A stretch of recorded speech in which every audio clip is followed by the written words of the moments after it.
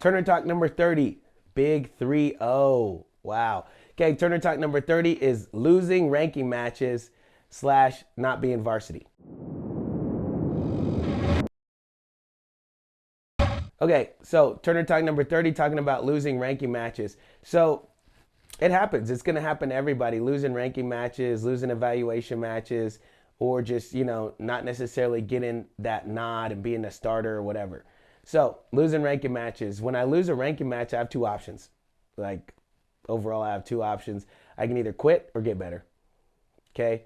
Quit or get better. And if it's something I really care about, then quitting shouldn't be an option. So, really, my only option is to get better. And just because I lost a ranking match doesn't mean that I'm not varsity like for the entire year. It depends on how the dichotomy of your school, how that's made up or whatever. But it's not necessarily like, okay, I just lost this one ranking match, so I can never be varsity. No, there's going to be more ranking matches or more opportunities. That kid could get sick. Kid could get injured. We obviously don't want those things, but you never know. That kid could slip up on his grades. So you always got to keep yourself ready to go. Okay. So once again, you have the option to quit or get better. And okay, so this happened to me actually. My sophomore year. Yeah, it was my sophomore year.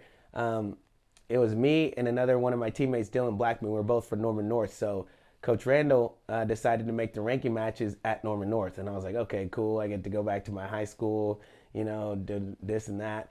And I was ranking this kid named Mark Meyer, one of my teammates, Mark Meyer. And I remember I was like, oh yeah, I'll be good. Da, da, da, da. Mark was kind of like a long, lanky dude. I was more compact, athletic. I thought it wouldn't be a really big problem. So we're wrestling. I'm not really opened up. And we're kind of it's a clash of styles basically. So there's not really any points going back and forth. I think we both escaped on bottom. And then it was the very end of the match. We got in a scramble and he ended up coming out on top. So I got beat. And it was the craziest feeling because, I was kind of probably a little bit overconfident going into the match and then got beat at my high school in front of my high school coach, in front of like my parents and friends. And, it was just not a good feeling at all. And then a couple weeks later at the Oklahoma Open, Mark beat me again. So he had beat me 2 times. And I was just like, man, I got to get better. So I started going in the room at 6 in the morning, 6:45 with, he was our GA, John Wilcox. And he was helping me learn how to scramble and stuff and just getting better. Not necessarily to beat Mark, but just to get better because, I had some things to do. And by the end of the year, I ended up being an All-American that year. And so, it's sometimes those things happen so that they can motivate us to go back to the room and get better. Because if I didn't have a partner that was pushing me and beating me and stuff, then I wouldn't have felt like I needed to improve as much as I did and put in all that extra work. So it's kind of a long first point, but that's the point. You can either quit or get better, and you should choose to get better. Point number 2, keep asking for ranking matches. Don't just accept defeat and say, yeah, this person beat me and they're better. Keep asking to rank them. You should ask to rank them every single week. Your coach might not let you, and I understand that from a head coach's perspective that I'm not just going to let a kid rank every single week. But you should keep asking, stay in their ear, let coach know that you're adamant about getting onto that starting lineup or just challenging that person, right? Even if you can't beat them, right? For a fact they beat you every single day of practice. Doesn't matter. Ask for a ranking match. Keep working. Stay on their tail, okay? That's just part of life. That's just a part of continuing to grind if this is really important to you. You may never beat them that year, but you're going to get so much better by continuing to rank them and continuing to put yourself in a position to improve, right? And to say it's your sophomore year or something, you may never ever crack the lineup. But by your junior year, you'll be a lot better than just sitting around and moping and saying in sophomore year and saying, man, that kid's better than me. I'm not going to rank him. I'm just going to be JV and not do anything.